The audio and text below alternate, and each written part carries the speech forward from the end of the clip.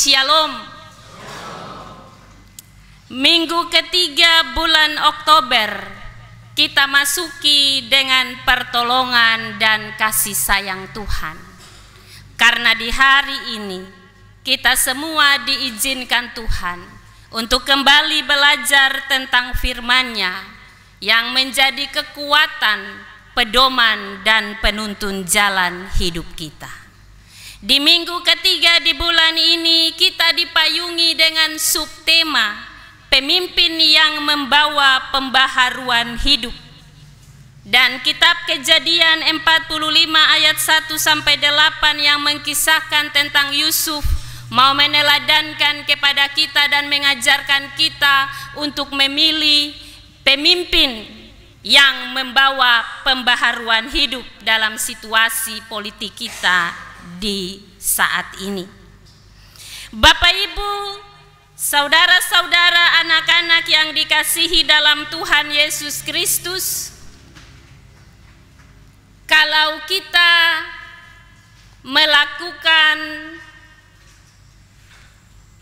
satu hal dalam kehidupan kita yang baik, maka kita akan mengalami berkat penyertaan Tuhan dalam sepanjang hidup kita. Hari ini Yusuf mau mengajarkan kita banyak hal tentang kehidupan yang akan kita jalani, tetapi juga harus kita lakukan.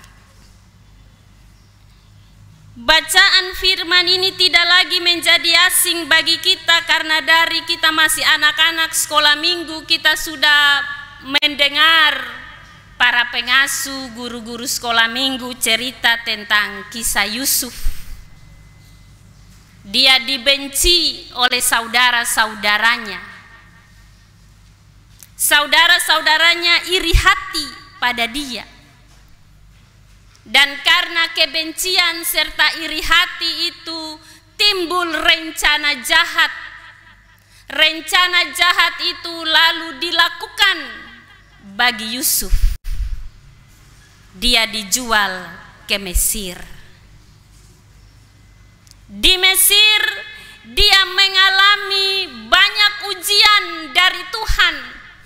Tuhan memproses Yusuf untuk menjadi seorang yang nantinya melakukan pembaharuan hidup bukan saja bagi dirinya, keluarganya, tetapi bagi bangsa Israel, bagi bangsa Mesir.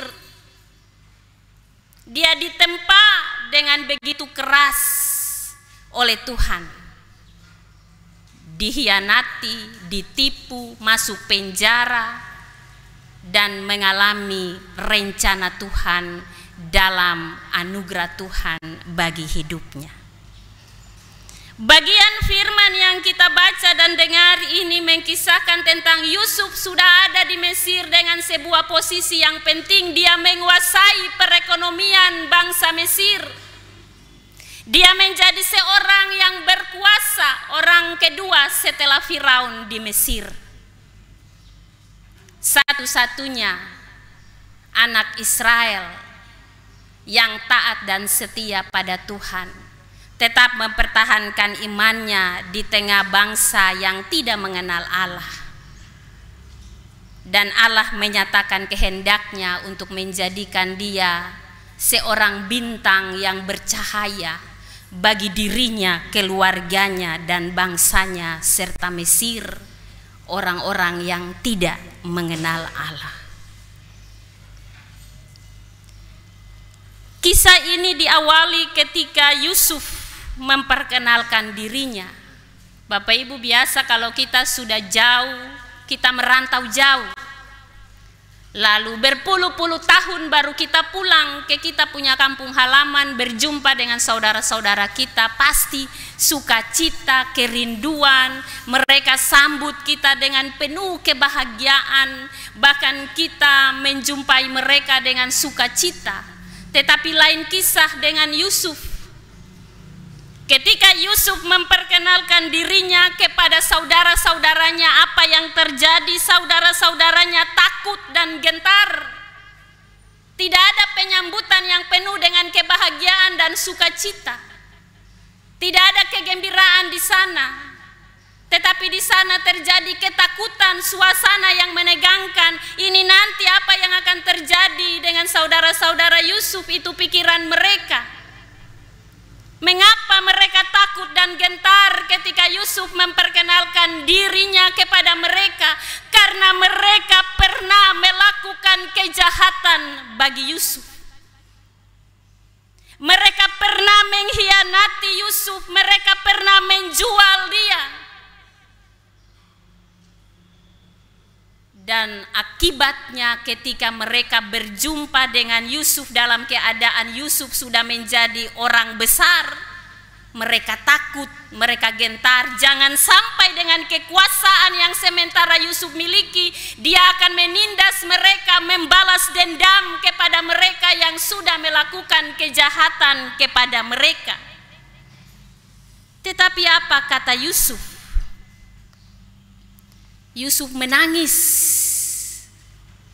menangis sukacita, menangis bahagia, menangis gembira karena dia bisa memperkenalkan dirinya kepada saudara-saudaranya. Dia bisa berjumpa dengan mereka. Dia memeluk mereka, dia menangis dan dia berkata kepada saudara-saudaranya karena dia tahu apa yang sementara mereka rasakan. Penyesalan mereka atas apa yang pernah mereka lakukan. Dia bilang dalam introitus kita tadi, tetapi sekarang janganlah bersusah hati dan janganlah menyesal diri karena kamu menjual aku ke sini, sebab untuk memelihara kehidupanlah Allah menyuruh aku mendahului kamu. Dan ayat 8 dia katakan, jadi bukanlah kamu yang menyuruh aku ke sini, tetapi Allah. Dialah yang telah menempatkan aku sebagai bapa bagi Firaun dan tuan atas seluruh istananya dan sebagai kuasa atas seluruh tanah Mesir. Bapak Ibu, Yusuf memahami bahwa apa yang terjadi dalam hidupnya adalah rencana Tuhan, kehendak Tuhan. Bahwa Allah merencanakan Yusuf untuk nantinya melakukan pembaharuan, menyelamatkan Israel sebagai bangsa pilihan Allah untuk terus hidup di tengah situasi kelaparan selama 7 tahun di tanah Mesir dan sekitarnya. Yusuf walaupun dia diperlakukan dengan jahat oleh saudara-saudaranya, tetapi bagi dia Allah menggunakan peristiwa ini untuk mempersiapkan jalan keselamatan bagi Israel, termasuk keluarga Yusuf sendiri. Dan Yusuf memahami bahwa ini rencana Allah yang indah bagi kehidupan Israel, walaupun dia harus menderita untuk hari dan rencana indah yang sudah Allah siapkan. Yusuf tidak hanya memaafkan saudara-saudaranya, tetapi juga mengundang mereka ke Mesir untuk tinggal aman dan nyaman di sana. Yusuf memberi tempat tinggal yang baik bagi mereka. Dia melakukan sebuah rekonsiliasi hidup bagi keluarganya Israel, Yakub, anak-anak dan cucu-cucunya. Dia menyediakan sumber daya yang baik bagi Israel selama 7 tahun kelaparan itu. Dan hal ini menunjukkan bahwa Yusuf tidak hanya ingin memaafkan, tetapi dia ingin memulihkan kembali hubungan yang rusak dan membangun kembali keluarga mereka menjadi keluarga yang utuh. Yusuf rindu untuk kembali membangun sebuah kehidupan yang penuh cinta antara orang tua dan anak, saudara dan saudara, yang penuh dengan keterbukaan dan kejujuran. Ini nilai pengampunan yang begitu kuat dalam diri Yusuf, karena dia merasa bahwa Allah selalu bertindak untuk memelihara umatnya dengan berbagai cara, walaupun itu harus sakit, pedih, dan sebagainya. Kejadian 45 ayat 1-8 ini mengajarkan kita tentang banyak hal untuk kita lakukan dalam kehidupan kita sebagai anak-anak Tuhan. Tentang pentingnya pengampunan, rekonsiliasi, pemulihan hidup. Karena walaupun kita semua ini bukan satu kandung, tapi kita semua saudara di dalam Tuhan. Hal yang terjadi dalam kehidupan keluarga Yusuf dan bangsa Israel mau menunjukkan bahwa Allah dapat mengubah situasi yang sulit menjadi berkat bagi banyak orang. Karena itu Yusuf yakin bahwa segala yang terjadi dalam hidupnya tidak terlepas dari rencana Allah. Dari peristiwa apa yang terjadi dalam kehidupan Yusuf dan Israel, ada 4 hal yang hendak kita pelajari dan teladani. Hal yang pertama, rendah hati. Yusuf menjadi seorang yang rendah hati walaupun dia sudah menjadi penguasa di Mesir, orang besar, tetapi dia rendah hati kepada saudara-saudaranya. Kalau kita Bapak Ibu sakit, tidak bisa, sudah dibuang dalam sumur yang dalam, dihianati, dijual, karena rencana itu masuk penjara. Kalau dapat kita, belum tentu kita kasih pengampunan untuk orang yang melakukan hal itu bagi kita. Belum tentu Bapak Ibu.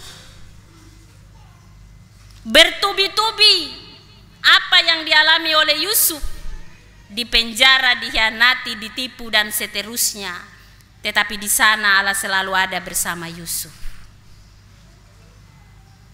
Yusuf rendah hati kepada saudara-saudaranya, sehingga dia tidak membalas sedikit pun apa yang pernah terjadi dan mereka lakukan bagi dia. Dia memberi pengampunan karena rendah hati yang dia miliki. Kalau kita bisa-bisa kita sumpah 7 turunan untuk perbuatan seperti itu.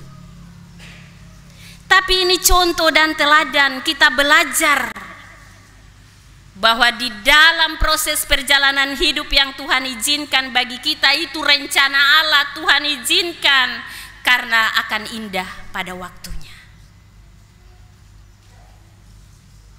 Hal kedua yang mau kita belajar dari firman ini yaitu takut Tuhan. Yusuf hidup takut Tuhan. Walaupun dia ditimpa dengan berbagai pergumulan, ujian iman yang berat, dia tidak pernah meninggalkan Tuhan. Tidak sedikit pun.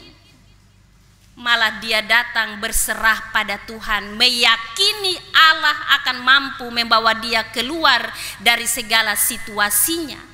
Dan karena itu dia berkata dalam bagian firman di ayat 5 dan 8 bagi saudara-saudaranya, bahwa Allah yang melakukan semuanya, Allah yang berencana bagi dirinya, keluarganya, dan bangsa Israel.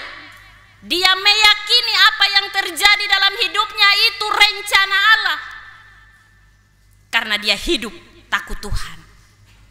Dia tidak pernah melakukan satu kesalahan sedikit pun, dan karena takut Tuhan itu dia ditinggikan, diberi posisi yang sangat besar dalam kedudukan pemerintahan di Mesir. Hal ketiga yang mau diajarkan dari bagian firman ini bagi kita adalah mengampuni. Yusuf punya kualitas hidup yang mampu mengampuni dosa-dosa yang dilakukan oleh saudara-saudaranya. Pengampunan. Dan pengampunan itu terjadi hanya karena kasih. Maka jika kita disakiti, jika kita dijahati orang, diperlakukan tidak adil, pembalasan bukan hak kita, tetapi pembalasan itu milik Tuhan.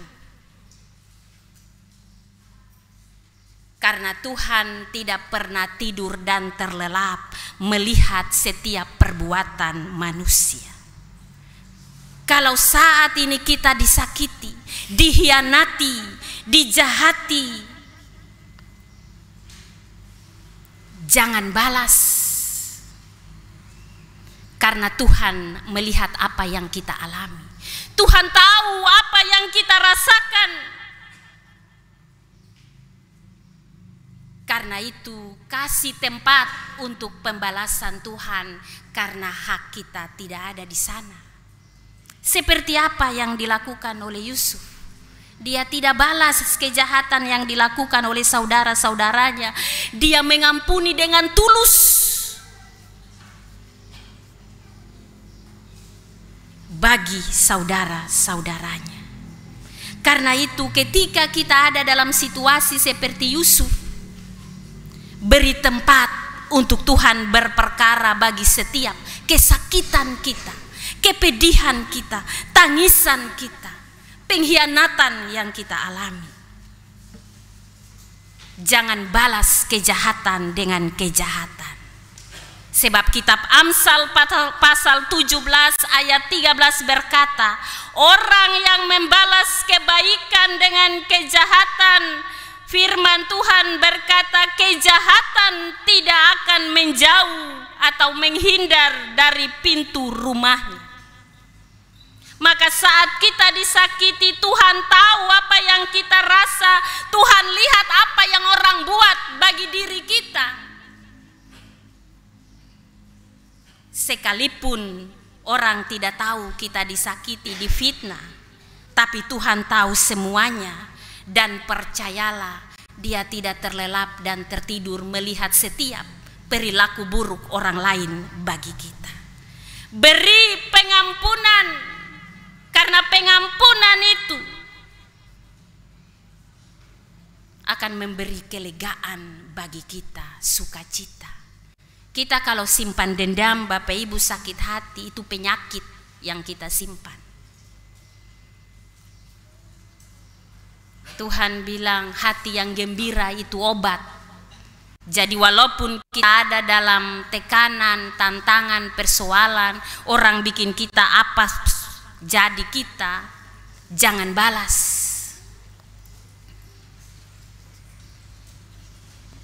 Biarkan roh menuntun kita, supaya jangan kedagingan kita lebih, sehingga kita akan menuntut balas atas setiap perbuatan orang yang jahat bagi kita.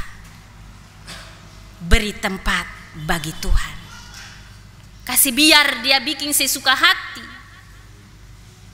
Karena Tuhan bilang untuk segala sesuatu ada waktunya. Dan waktu Tuhan itu waktu yang terbaik. Kita tidak tahu kapan, tetapi kita harus yakini. Kita harus beriman dalam kebenaran firman Tuhan. Sebab Tuhan selalu mengasihi, menyayangi dan berpihak hanya kepada orang-orang yang melakukan kebaikan, kebenaran, kejujuran, keadilan dalam hidup ini. Pengampunan itu sulit, Bapak Ibu. Apalagi kalau yang bikin saudara kandung sendiri. Bisa-bisa kita menyangkal dia. Orang kalau bikin jahat kita, Bapak Ibu, kita berjalan kalau lihat dia sudah ada di sana, kita usaha putar jalan supaya jangan baku dapat. Iya toh. Karena susaki hati par dia nih. Jadi lihat dia dari jauh lah putar jalan supaya jangan nanti sabantar baku sapa. Atau kalau dalam persekutuan sutar datang lagi dalam persekutuan, nanti baku dapat dia di ibadah wadah sabantar ini, nanti baku dapat di ibadah sektor, nanti baku dapat di ibadah minggu. Anak-anak Tuhan tidak seperti itu. Anak-anak Tuhan harus punya kualitas dan tunjukkan kualitas itu dalam hidup. Kita mampu memberi pengampunan karena Yesus lebih dahulu melakukannya. Yesus saja bisa melakukan pengampunan bagi kita, apalagi kita manusia.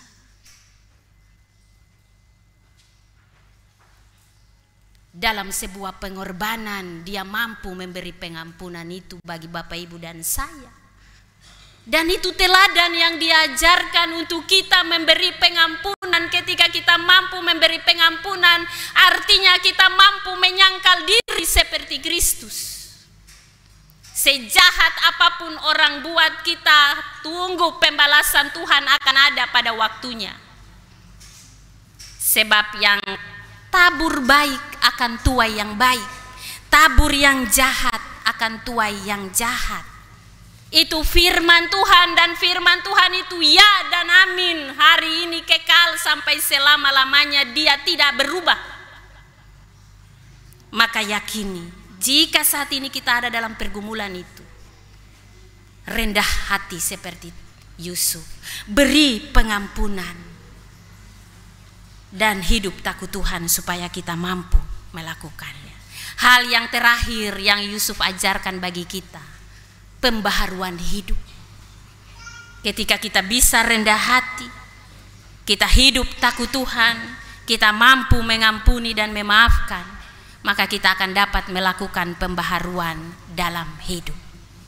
Yusuf hadir dan melakukan rekonsiliasi dalam sebuah kehidupan yang retak di tengah keluarganya.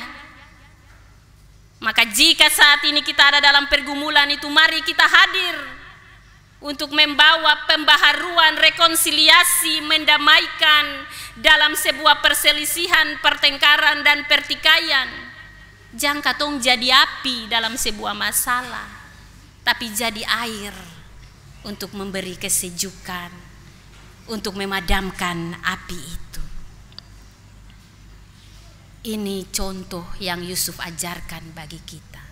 Dia memberi pembaharuan bukan saja bagi dirinya, keluarganya, bagi Israel, bangsa yang besar, dan bagi Mesir.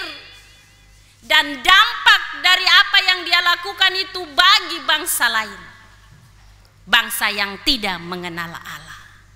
Dia memulai dari bangsanya sendiri. Dia melakukan rekonsiliasi dalam keluarga besarnya, dan dia melakukan itu bagi Mesir. Kehadirannya membawa dampak yang positif dan besar bagi kehidupan sesama, bahkan banyak orang. Bapak, Ibu, saudara-saudara, kita berada dalam situasi politik saat ini. Kita akan memilih pemimpin yang akan memimpin Kota Sorong, Provinsi Papua Barat Daya, Kabupaten Sorong. Maka pilihlah pemimpin yang punya sifat seperti Yusuf. Rendah hati, takut Tuhan, mampu mengampuni, dan dapat melakukan pembaharuan hidup bukan saja bagi dirinya, kelompoknya, keluarganya, tapi bagi semua masyarakat. Hak itu ada pada Bapak Ibu.